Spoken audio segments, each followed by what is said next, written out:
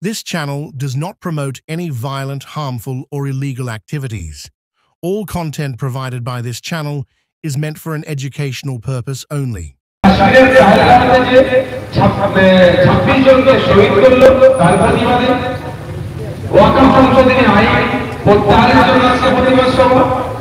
সাথে সাথে 26,000 যে চাকরি বাতিল হয়েছে, দুর্নীতি বঞ্চনা এর প্রতিবাদে প্রতিবাদ সভা এবং পরিযায়ী শ্রমিকরা যারা ভিন্ন রাজ্যে কাজে গিয়েছেন তাদের উপরে অত্যাচার হচ্ছে তার প্রতিবাদে। কোনটা দিয়ে শুরু করবো আর কোনটা দিয়ে শেষ করবো এখন সময় স্বল্প। আমি ছোট ছোট বাতিলটা এক জায়গা হয়নি। 2016 সালের পরীক্ষা দীর্ঘদিন পরে নিয়োগ হয়েছে, নিয়োগের পরে দীর্ঘদিন মামলাও চলেছে। কলকাতা হাইকোর্টের পরে মামলা চলেছে। কলকাতা হাইকোর্টের যারা স্বনামধন্য বিচারপতিগণ বলবো যে কে সঠিক কে ভুল সেটা আপনারা লিস্ট করে দিলেন। কারণ দুর্নীতি তৃণমূল কংগ্রেস করেছে, দুর্নীতি প্রশোধ করেছে, যে টাকার বিনিময়ে চাকরিতে ঢুকিয়ে দিয়েছে।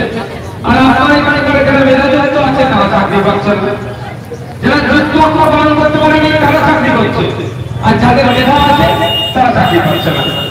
কিন্তু রাজ্য সরকার গ্রাহ্য করেনি, প্রশোধ গ্রাহ্য করেনি, আপনার এসএসসি গ্রাহ্য করেনি, ফলে টোটাল 26,000 চাকরি বাতিল করলো। তখন রাজ্য সরকার কি বললো, আমরা সুপ্রিম কোর্টে যাবো, তোমরা চিন্তিত হবে না, আমরা আগে আছি দেখে নেবো। সুপ্রিম কোর্টে গিয়ে ভাবতে গেলে ওখানে সিবিআই লিস্ট দিল 8,000 মতো দুর্নীতিগ্রস্ত, প্রশোধ লিস্ট দিচ্ছে এই 6,000 মতো, রাজ্য সরকার লিস্ট দিচ্ছে 4,000 মতো, এসএসসি লিস্ট দিচ্ছে 5,000 মতো, মানে ভেটে যে যার মতো লিস্ট দিচ্ছে যে এরা দুর্নীতিগ্রস্ত। 3 জন দিতে পারতো, রাজ্য সরকার, প্রশোধ, এসএসসি, তিনটি কিন্তু রাজ্য সরকার আন্ডারে, কিন্তু তারা আলাদা করে দিল। চুরি যখন করেছে একসাথে বসে করেছে, ওই দায়িত্ব নিয়ে বলছি, ভাগ বাটনা একসাথে করেছে, ভাগ বাটনা এক জায়গায় বসে করেছে, কিন্তু লিস্ট দেওয়ার সময় আলাদা আলাদা করে দিল। ফলে সুপ্রিম কোর্ট সবার বাতিল করে দিল। বাতিল করে আপনাকে আমাকে বোকা বানাবে কি, plan A, plan B, plan C, plan D ওনাদের কাছে আছে। এতদিন পর্যন্ত রাজ্যের মুখ্যমন্ত্রী বা রাজ্য সরকারের যে কটা বক্তব্য আছে আমি একটাও শুনতে পেলাম না যারা মেধাযুক্ত, মেধার ভিত্তিতে যারা চাকরি পেয়েছে তাদের জন্য আমরা বিশাল কিছু ভেবে রেখেছি, সেটা দেখতে পেলাম না। বারবার যারা অর্থপন্থা অবলম্বন করে, যারা চুরি করে, যারা টাকা পয়সা দিয়ে চাকরি পেয়েছে তাদেরকে কিভাবে বাঁচানো যায় তার জন্য ওটা ভরে লাগলো। আপনারা অবাক হবেন, বিধানসভার গেটের সামনে এসে একাধিক শিক্ষকরা অনেক বিধায়কদেরকে অনেক কথা বলেছেন, আমাকেও বলেছেন। তার মধ্যে একটা কি, সুপ্রিম কোর্টের অর্ডার 31শে ডিসেম্বরের মধ্যে টোটাল প্রক্রিয়া শেষ করে নতুন করে শিক্ষকদেরকে শিক্ষক নিয়োগ করতে হবে। স্কুলে শিক্ষক না থাকলে শিক্ষার পরিকাঠামো ভেঙে পড়বে। সেই জন্য এই যে নতুন করে পরীক্ষার কথা, এখন যারা মেধাযুক্ত, যারা মেধার ভিত্তিতে চাকরিটা পেয়েছেন তাদের বক্তব্য হচ্ছে আমার নতুন করে আমি পরীক্ষা দিতে যাবো, আমি তো চুরি করিনি, আমি তো চোর নই, যারা চোর তারা প্রমাণিত হয়ে গেছে, আমি কেন দিতে যাবো? এই মর্মে ওই রিভিউ পিটিশন করেছে, এই অর্ডারের রিভিউ পিটিশন করা যায়। কতটা সার্থক হবে সেই নিয়ে বলা মুশকিল, কিন্তু রিভিউ পিটিশন আছে। কিন্তু আমাদের রাজ্য সরকার তৈরি করে নতুন নোটিফিকেশন দিচ্ছে, মানে আজ থেকে অনেক কনফার্ম শুরু হচ্ছে। ওই যে 15,004 মতো যাদের কনফিডেন্স আছে যে আমরা চুরি করে ঢুকিনি, প্রায় যেমন আমাদের চাকরি করছি আমরা চুরি করে দিই, যাদের কনফিডেন্স, তারা অবশেষে রাজ্য সরকারকে একটা প্রস্তাব দিচ্ছে, অনেক কটা প্রস্তাব দিয়েছে। একটা প্রস্তাব যে 1 মাস ওয়েট করে যান, সুপ্রিম কোর্টের রিভিউয়ে কি রেজাল্ট আসছে তার ভিত্তিতে অ্যাপ্লাই হবে। এটা কিন্তু বড় ডিমান্ড করেনি, কিন্তু রাজ্য সরকার তাদেরও কথা শুনছে না। মানবিক সরকার, এই জন্য মানবিক বলছে, চুরি করাতে ফার্স্ট, অন্যতে এগিয়ে নয়, চুরিতে এগিয়ে। মানবিক সরকার যারা গ্রুপ বি, গ্রুপ সি চাকরি বাতিল হয়েছে তাদের আর টাকা মাইনে পাবে না, সেই জন্য নিজে থেকে তাদেরকে ভাতা হিসাবে মাসে 20,000-25,000 টাকা করে দিতে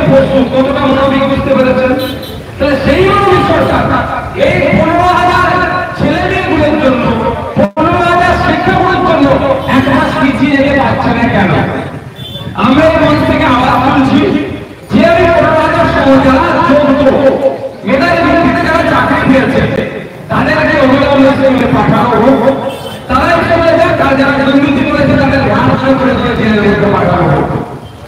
এখন প্রশ্ন এটাই, অনেকে অনেক ছেলেখেলা কথা বলছে, বাচ্চা বাচ্চা কথা বলছে যে ওরা শিক্ষক ওরা নতুন করে পরীক্ষা দিতে চাইছে না কেন। দেখুন আমি আপনাদের বলি, আমি মাস্টার্সটা ওই কমপ্লিট করেছি, বিএ কমপ্লিট করেছি, বিএ কমপ্লিট করে করেছি। যারা এসএসসি করে চাকরি পায় তারা সব হাজার টাকার সাথে একে একটাকে পারফর্ম করতে হয় না। স্পোর্টস কোটা যারা চাকরি পায়, খেলাধুলার কোটা ছিল, এখন রাজ্য সরকার সেটাকে ধ্বংস করে দিয়েছে।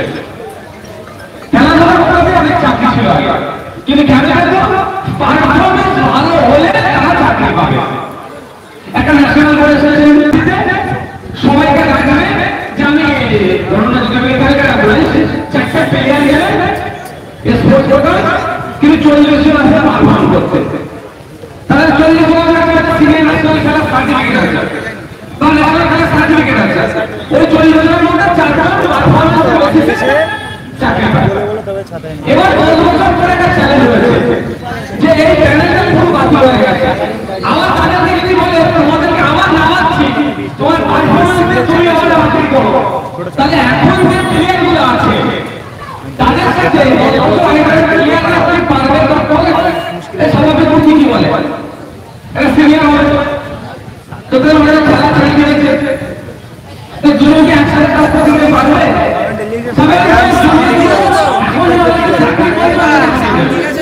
ঠিক এখন বলছে কি 7 বছর আগে সব লোকাল কিছু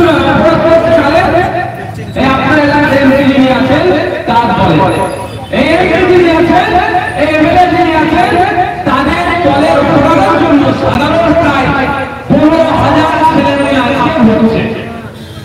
আমাদের প্রতিবাদ করতে হবে যে ওই সমস্ত 15,000 ছেলে মেয়েকে নির্দেশন করে তাকে শিক্ষাকেন্দ্রে পাঠাতে হবে। একটাই জায়গা, রাজ্য সরকার যদি সঠিক তথ্যটা দিয়ে দেয় যে এরা চুরি করে স্কুলে গিয়ে পাঠিয়েছে আন্দোলন, কিন্তু রাজ্য সরকার তথ্য দিচ্ছে না কেন? একটা কারণ ছেলেটা জেনে রাখতে হবে। আপনারা একটা দেখবেন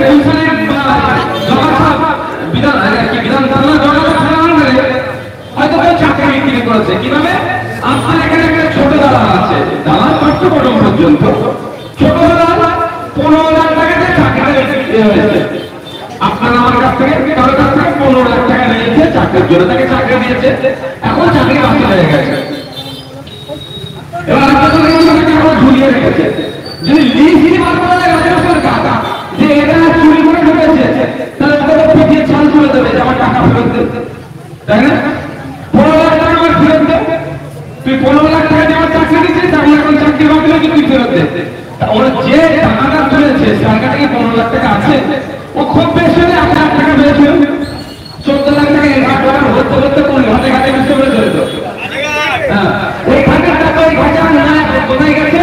দুবাই। কোন ঘাটের একটা বেতন দুবাই 8,000 টাকা আছে, কেউ শুনছে না? কার কাছে আছে সেটাও পরে নাম বলবো, দুবাই কোন সাড়ে টাকা কন্ট্রোল করছে সেই লোক আজ ছেড়ে দেওয়া হয়েছে, এটা মাথায় রাখবেন।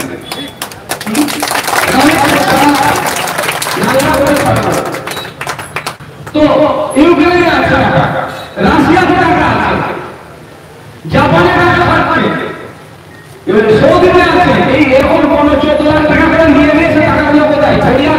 ওই এর মতো নামটা কি গার্লফ্রেন্ডের বেডরুমের মধ্যে রাখবে ওটা নাকি ঠিক জায়গায় পাঠিয়ে দিয়েছে, ওটা ফিরে আসবে। তাহলে পিকের চামড়া তুলবে না আপনার এলাকার ছোট